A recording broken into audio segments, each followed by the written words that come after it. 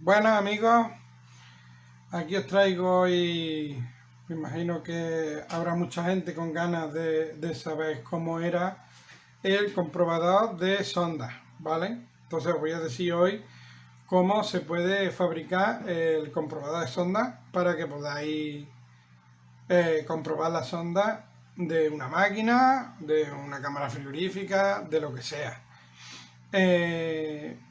Sobre todo para las averías que hay, que las sondas están un poco descalibradas. O sea, no miden como para que la máquina dé fallo, pero la máquina no hace cosas raras, que quiere decir que la sonda, o puede haber un problema de sondas que no están midiendo las temperaturas correctas. ¿Vale? Entonces aquí tenemos el comprobador ya que fabricamos en su momento y vamos a ver, según el esquema, cómo está construido. Entonces, ¿en qué se basa el comprobador de sondas? Pues muy fácil. Nosotros, para medir la temperatura de cualquier elemento, pues necesitamos, o sea, las máquinas utilizan una NTC, ¿vale? Se pueden utilizar NTC o PTC, pero el 90% de las máquinas, pues lo que utilizan son NTC. Entonces, este comprobador está basado en NTC, ¿vale? Entonces, directamente tú no puedes coger una sonda y conectarla a un microprocesador y querés que nos lea la lectura de la temperatura que está marcando. Entonces eso lleva una serie de cálculos y una serie de cosas que hace el microprocesador en función a la tensión que le llega, pero no le llega directamente porque el sensor se la transmita, sino que lo que lleva es un divisor de tensión. Entonces, normalmente tenemos el más 5 voltios,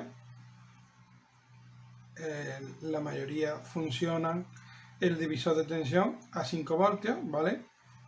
Tenemos una resistencia y vamos, todo el mundo sabe lo que es un divisor de tensión, ¿vale? GND. Y luego en el medio, pues es lo que va a la lectura del microprocesador. Vamos a poner aquí microprocesador, ¿vale? Entonces, dependiendo del fabricante y de lo que sea, puede ser que tengamos aquí una resistencia fija y aquí puede ser que tengamos la NTC o al contrario, ¿vale? Y dependiendo del fabricante, pues puede tener aquí unos valores, aquí otros valores de sonda. Eso no podemos saberlo. Entonces, ¿en qué nos basamos nosotros para poder hacer comprobador de sonda? Pues yo, por ejemplo, me basé en este termostato, ¿vale? ¿Veis? El modelo STC 3008, esto lo compré yo en AliExpress. Lleva doble lectura, o sea, lleva para doble sonda. Tiene aquí lo que es la entrada de cada una de las sondas y la entrada de alimentación, que en este es de 220, pero este, por ejemplo, ya es de 12 voltios. O sea, este directamente le podemos poner una pila de 9 voltios y no hace falta que lleve la de esta, que no me acuerdo. No hace falta que lleve el cable de alimentación. Y luego estos son las salidas relé, pero que esto no lo vamos a utilizar. Lo único que nosotros vamos a utilizar son las lecturas. Entonces, aquí tenemos el esquema básico del comprobador. Entonces, ¿Qué es lo que lleva esto? Pues esto lo que lleva es lo siguiente. Nosotros tenemos que ese termostato, la sonda NTC que tiene de comprobación, va aquí conectada. Y aquí tiene una resistencia fija, ¿vale? En este caso sería de 10K. Y la NTC también es de 10K. Nos viene muy útil estos valores porque quiere decir que lo que hace es un divisor de tensión a la mitad, ¿vale? O sea, a 25 grados aquí vamos a tener 2,5 voltios. Entonces nos viene muy bien. ¿Por qué? Porque nosotros simplemente cambiando esta resistencia por una igual a la sonda que nosotros vamos a sustituir, ¿vale? Pues ya tenemos que nos va a medir todas las temperaturas correctas simplemente cambiando la resistencia, ¿vale? ¿Cómo hacemos esto? Pues nosotros tenemos aquí, que le hemos colocado, un selector rotativo de 12 posiciones, ¿vale? Que esto simplemente es un conmutador de 12 posiciones. Puede estar en esta posición, puede estar en esta posición, puede estar en esta posición, puede estar en esta, en esta, en esta, en esta, en esta o en esta. Entonces, ¿cuáles son los valores normales de las sondas que suele haber en las máquinas de aire acondicionado? Pues las hay de 1K, 2,7, 5K, 10K, 15K, 20K, 50K, 100K y 200K. Son las más típicas que suele haber en la inmensa mayoría de las máquinas, incluso algunas de temas de cámara frigorífica y eso.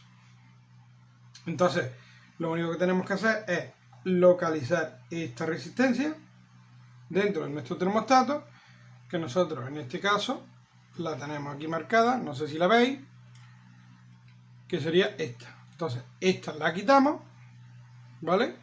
Le soldamos ahí dos cablecitos, que serían estos dos cables. Uno iría, que nos daría igual la polaridad, uno iría al común del conmutador rotativo, ¿vale? Y el otro cable iría a un común de todas las patillas de todas las resistencias que hemos puesto. Y luego la otra patilla de cada resistencia a una de las patillas del conmutador, ¿vale? Entonces ya tenemos que nosotros vamos a ir variando esta resistencia con el conmutador rotativo. Lo único que tenemos que hacer, tenemos aquí, que sería esto, el CN1, o sea, el CN1 quiere decir que corresponde con esta resistencia, es lo que hemos estado diciendo, ¿vale? Entonces nosotros aquí conectamos los dos pines de prueba, que es donde nosotros vamos a conectar la sonda que vamos nosotros a probar, y aquí tenemos la sonda de referencia. Esta la utilizamos, como tenemos una doble pantalla, pues la utilizamos simplemente para tener una referencia de la temperatura que está marcando esta sonda, para compararla con la temperatura que nos va a dar la otra sonda, la sonda que nosotros vamos a medir aquí. Y en función a eso, pues vamos nosotros a ver si la sonda está correcta, funciona bien o está descalibrada. ¿De acuerdo? Entonces, esto sería básicamente la función que nosotros vamos a hacer con el comprobador. O sea, nosotros sustituimos esta resistencia, como hemos dicho.